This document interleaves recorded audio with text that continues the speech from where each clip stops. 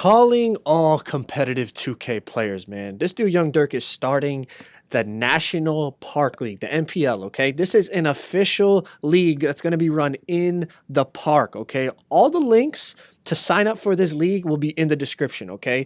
The winners get over $1,000. Yes, the winning team will get over $1,000. It's a full season, playoffs, league MVP, defensive player of the year, all those awards you guys love. Make sure you go check it out. Links in the description to the website. Go sign up. Hit up Young Dirk on Twitter if you have any questions.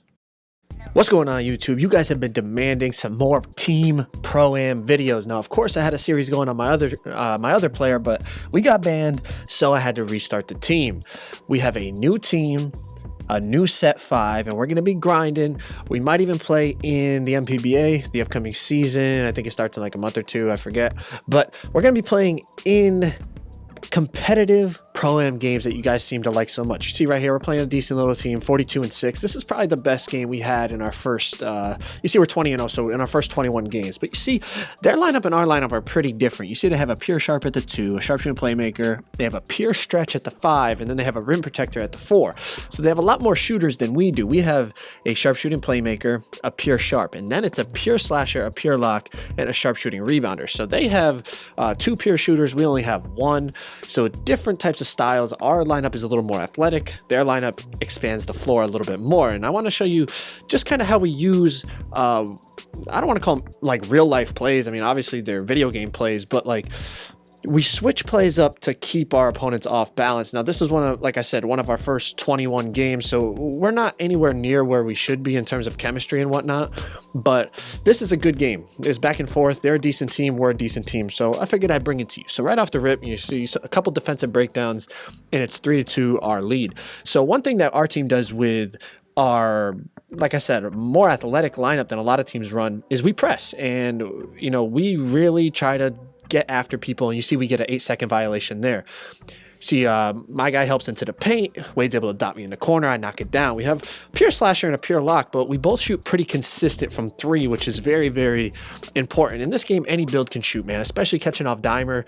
Any build can shoot. Wade gets right to the basket around the pick and roll. So right off the rip, I mean, a lot of it is transition baskets, which Pro-Am is really about this year. If you get stops, you get out in transition. But in the half court right now, in the first half, we basically run pick and roll the whole half just to kind of see how they defend it. Again, defensive breakdown by them, leave an open corner 3 for our lockdown. Grimy, he knocks it down. 17-12, we're up, up 5, a decent start. They are able to dot the corner. Hit a 3 of their own, 19-17. So first quarter's coming to an end. Wade's able to get the mid-range, knock that down. Like I said, the first quarter, most of the first half is just pick and roll. And then we ran a good amount of plays in the second half to kind of make sure we got this win. But I'm going to break down a couple of them for you because you guys seem to like when I kind of break it down, and you guys can take it and use it in your Pro-Am games. And I mean, some of the principles, even apply to the park, honestly. But anyways, they get a backdoor cut. The way we usually play it is I play up top with the lockdown because the pure slasher this year, I don't know if you guys know, you get silver defensive badges. So you're kind of like half a lock. I mean, silver defensive badges are nothing to sneeze at in terms of pickpocket, pick dodge, or defensive stopper, all that stuff. Combined with the length and the athleticism of my 6'10", again, I'm able to get a backdoor cut, get a lay-in. We are up 1 now with 2 minutes left in the second quarter. So, pretty back and forth game. Their stretch 5 shoots the top of the key 3. They can't knock it down. They get the offensive rebound, kick it out to the corner, and he knocks it down. So, like I said, the first half was really back and forth, and the game stayed pretty close throughout. Like, they were a decent team. We made a lot of mistakes, honestly, this game, but Wade's able to hit the 3, put us back in the lead by 1. Back come our opponents. Grimy's able to come up with a steal, which is huge. I mean, the lockdown is such an important aspect of Team Pro-Am this year. A lot of teams run 2, sometimes even 3 primary defensive builds. It's really tough to deal with, honestly. But I think with our athleticism and our IQ, we don't need all those locks. We like the lineup that we run. Wade's able to hit a 3 and take over. We're up 37-33.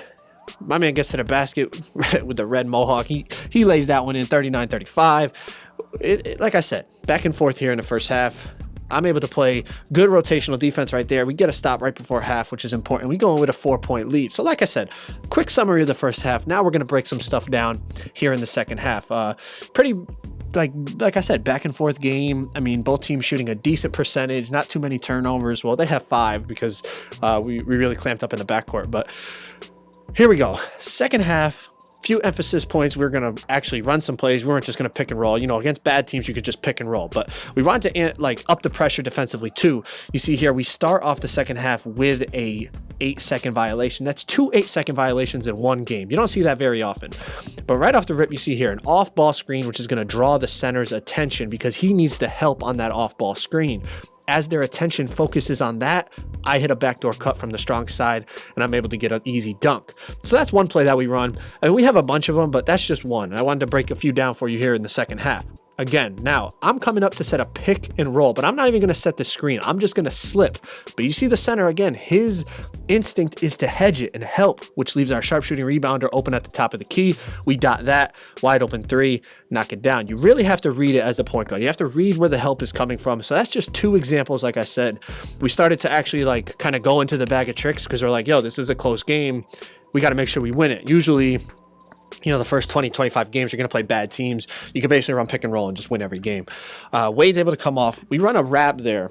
We run our sharpshooter to run a wrap. That way the lock has to pick up on the sharp, and that gets the lockdown off of our point guard, which is a pretty like basic tactic, but something that if you guys don't do, you should implement that in your team. You don't want your point guard having to deal with a lock all game if he doesn't have to. Wade again gets into the mid-range and knocks that down. So we're up by 4. Like I said, it's still a close game, but as long as we're in the lead, I mean, we feel confident. Dunk there, put us up by 6. I mean, it's a 2-possession ball game going into the 4th quarter. So, I mean, we're confident with that.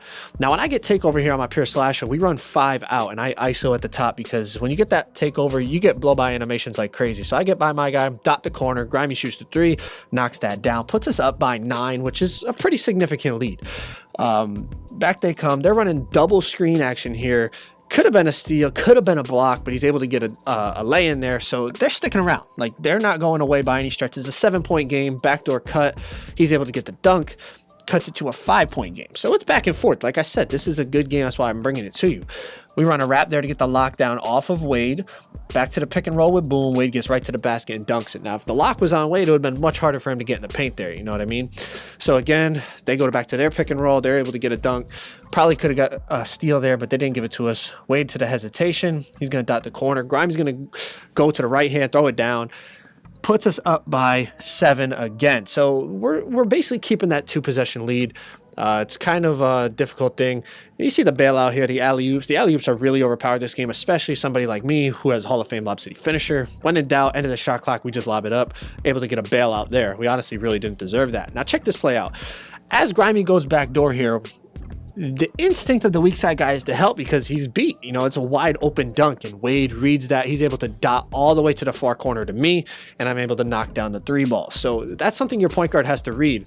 Most teams, as soon as somebody cuts, they're just going to throw it in the paint. And honestly, against a really good team, which we're not a really good team yet, but against a really good team, like, you're going to get that stolen. And that was a great pass by Wade to read that the help was coming, anticipate it, and dot the far corner. That's something that if you want to be able to compete against really good teams, like those types of plays, you're going to have to be able to make as a point guard. Boom's able to get inside on the dunk. So we're up by 3. Really close game here. 1 minute left, but we have the ball and a 3-point lead. So as long as we don't turn the ball over, we should be fine. We throw it to Boom at the top. The center jumps, gets a contest. They get the rebound. So now it's under a minute left. 3-point game, their ball. Big play here. He throws it. Honestly, it's a risky pass. It could have been a steal. We just make sure they don't give up the 3 to the corner because that guy was kind of open, but we stayed in the passing lane. Wade's able to shoot a step back, misses. Boom gets the board. Being smart, not forcing anything, pulling it back out. We have a 1-point lead with 20 seconds left. Boom gets open on the cut, dunks it, up by 3, 24 seconds. So off the inbounds, you know, they call timeout.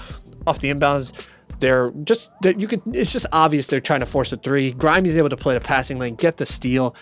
He's smart. He doesn't go up. We're going to take our time, not force anything. It looked like it could have been a turnover there because he's getting double team. You know, you get that jump ball animation. He calls timeout. Up by 3, our ball, throw all the way into the backcourt to Wade. They all run after him. He throws it down to Grimy. Grimy's going to go up with a 1-hand flush. Now, that's basically ball game. I mean, he could have just held it and ran the timeout, but we'll take the points. 5-point lead. You know, that's basically it. He's got to force up a 3. Doesn't go, and that's ball game. Now, this game was pretty close, honestly. They were a decent team. Like I said, we're not anywhere near where we should be. We don't have the chemistry of what like top prom teams have. But I wanted to bring it to you just to show you like there's different types of ways to play this game. You don't just have to have shooters and just everybody shoot. Like, you know, they had more shooters than we did. We have a more athletic lineup. And I wanted to show you some of the plays that we run. Now that's not all the plays. Obviously, I'm not going to give away all the secrets. But listen, I'm going to be streaming these Pro Am games over on Twitch. The link is in the description, man. Make sure you go follow me. If you enjoy the Pro Am videos, make sure you drop a like, man. Subscribe if you guys are new, and I'm out.